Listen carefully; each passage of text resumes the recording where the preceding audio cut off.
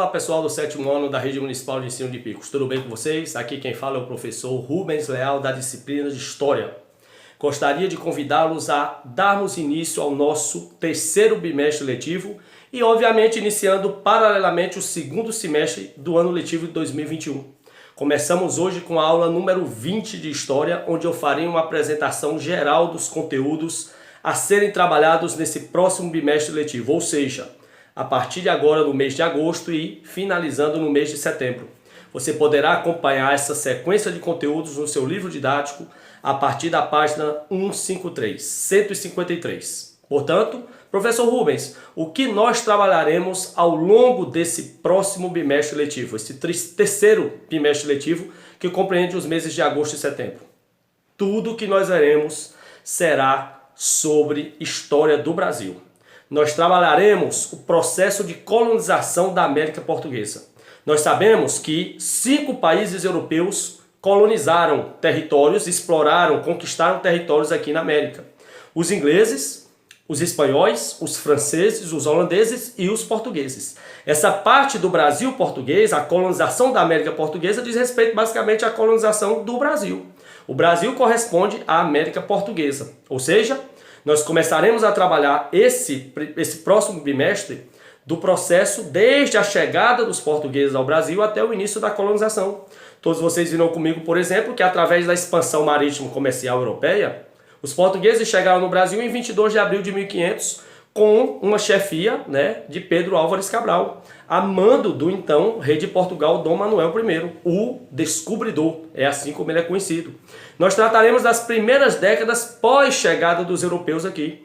O processo de afirmação dos portugueses aqui nas terras que lhes pertenciam na América, com os primeiros contatos com os povos indígenas, a exploração do pau-brasil através da troca com os índios, a relação amigável com os índios na fase inicial, até o momento em que o rei de Portugal resolveu iniciar o povoamento do Brasil, enviar portugueses para iniciar o povoamento, chefiados por Martim Afonso de Souza a partir de 1530.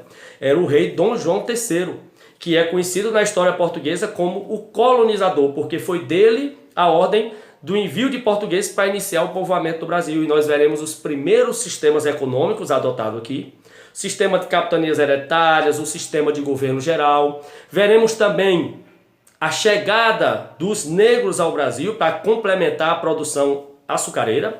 Nós veremos como era organizado o engenho, porque os portugueses escolheram a cana-de-açúcar e a produção do açúcar para ser o grande produto de exportação para a Europa.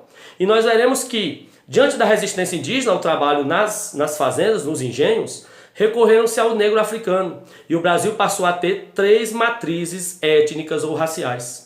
Os nativos, os indígenas, que já viviam aqui antes da chegada dos portugueses, os brancos portugueses, que chegaram aqui a partir de 22 de abril de 1500, e em seguida, algumas décadas depois, a matriz africana, os negros que foram trazidos do continente africano para trabalhar nos engenhos, na mão de obra escrava.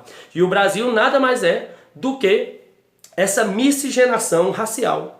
E essa miscigenação cultural, porque queira ou não queira, nós temos hoje um pouco da cultura de cada uma dessas 3 matrizes. Nós temos um pouco da cultura indígena, nós temos um pouco da cultura portuguesa, a cultura branca europeia, e temos também um pouco da cultura negra. O Brasil é um país que tem uma cultura muito rica, porque é a união de 3 raças diferentes, cada uma deu sua contribuição nesse processo de miscigenação racial e cultural. É por isso que no Brasil são raros, é muito difícil a gente encontrar puros, índios puros, ou brancos puros, ou negros puros, porque nós temos muito essa miscigenação, essa mistura. É muito comum no Brasil raça parda.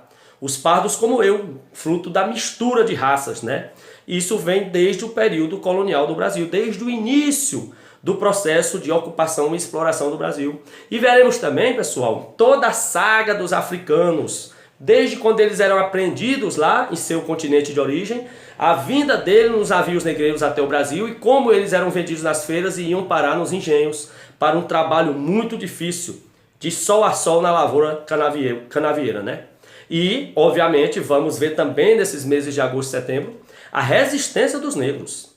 Tem-se uma ideia falsa de que os negros aceitavam passivamente serem explorados, serem escravizados. Isso não é verdade.